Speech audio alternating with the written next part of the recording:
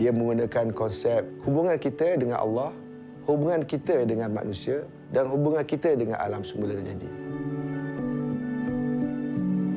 Memahami faktor ataupun konsep satu kehidupan yang lebih sempurna di dalam kita mengalami kehidupan kita pada hari ini yang sangat mencabar.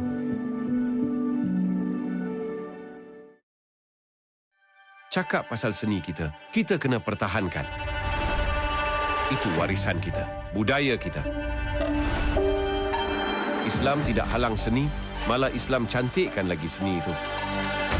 Soalnya siapa yang nak perjuangkan seni kita hari ini?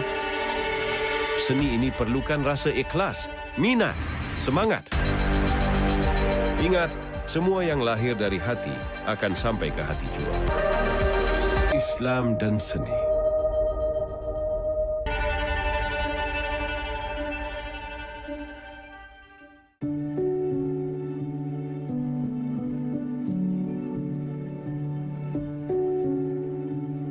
Saya Sharifah Syifa Alatas dan saya berada di Perpustakaan Institut Pemikiran dan Tamadun Islam ataupun yang lebih dikenali sebagai ISTAK yang diasaskan oleh bapa saya, Tan Sri Profesor Dr. Syed Muhammad Naqib Alatas. Mungkin tertanya, apa bangunan yang semacam kubu? Ya, apa tujuannya? Apa di dalamnya? Dan saya di sini ingin cuba sedikit sebanyak menerangkan tentang sejarah bangunan ini dan ilmuwan yang mengilhamkannya, iaitu bapa saya Profesor Alatas. Bapa saya ingin mengasaskan institusi pengajian tinggi Islam mengikut pandangan Islam, iaitu yang menganjurkan kuliah mengenai kefahaman Islam dan juga tamadun Islam.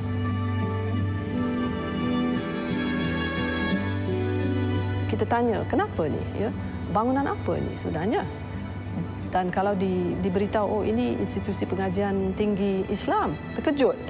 Sebabnya, saya ingat Profesor Alatas menceritakan kepada saya yang dia ilhamkan terutamanya bangunan kampus kedua ni menurut hadis Rasulullah sallallahu alaihi wasallam, salah satunya mengenai ilmu dengan adab, dengan keadilan, adil. 3 ciri. Rasulullah sallallahu alaihi wasallam berkata, ilmu itu adalah sahabat karib di masa yang kita kesepian, hiasan diri, dan adalah perisai mempertahankan diri daripada musuh.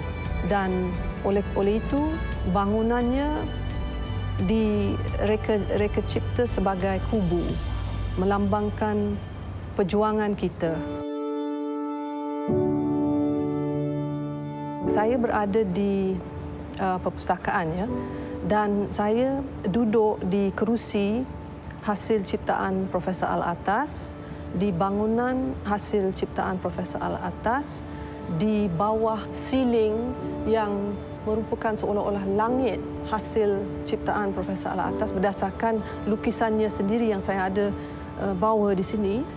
Semua perabot yang ada di sini dilukis terdahulu oleh Profesor Alatas. Dan di atas sana tulisan khat berulang kali juga hasil tulisan Profesor Alatas.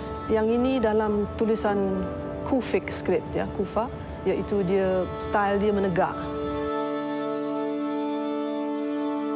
Dalam seni Islam, dalam seni reka cipta, seni bina, mereka selalu rendah diri, rendah hati dan tawaduk, kerana aku yang segala-galanya dicipta oleh Allah yang Maha Esa, yang Maha Mencipta. Jadi apa yang kita sebagai manusia biasa mencipta adalah hanya dengan keizinannya, dan oleh itu itulah ayat tu, tiada penakluk melainkan Allah. Kullu syai'in halikun illa wajhahu. Maksudnya semua akan pupus, akan musnah, akan hapus kecuali wajah Allah. Dan oleh itu kita mencatatkan dengan ukiran sebegini rasa tawaduk kita kepada Allah Ta'ala. Kalaupun digunakan di merata ukiran seni bina Islam di Sepanyol, di Afrika Utara dan sebagainya, tetapi yang di sini adalah hasil ukiran Profesor Al-Atas dengan dia punya seni cipta karyanya sendirilah. Kalau kita lihat di atas, yang turun yang tajam-tajam daripada kayu tu namanya muqarnas. Istilah Arab tu qarn, iaitu tanduk, sebab dia menurun macam tanduk tapi yang indah lah untuk menghiasi langit. Dan ini selalu digunakan di seni bina Islam kalau ada kubah ataupun bangunan Islam, ya, masjid dan sebagainya. Dan itu sebabnya reka bentuk Islam sebenarnya memberi khazanah yang begitu bagus sekali kepada seni bina pada keseluruhannya. Motif yang paling ketara dan juga adalah motif yang selalu digunakan sebagai lambang kekayaan ilmu adalah motif buah delima. Kalau dilihat dari luar bangunan, terutamanya di dalam masjid, di dalam dan di luar, dan juga di bangunan utama.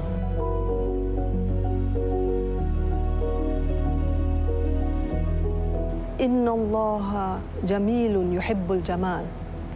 Maksudnya, sesungguhnya Allah indah dan dia sukakan keindahan.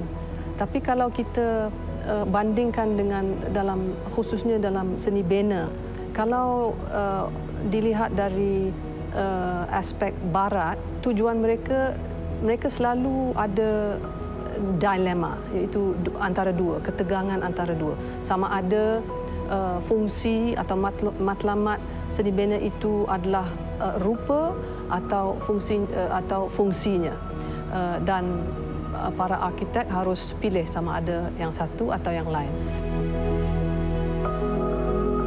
Macam hadis yang saya sebutkan tadi, menarik sekali bahawa keindahan itu boleh menjadi satu-satu matlamat tersendiri.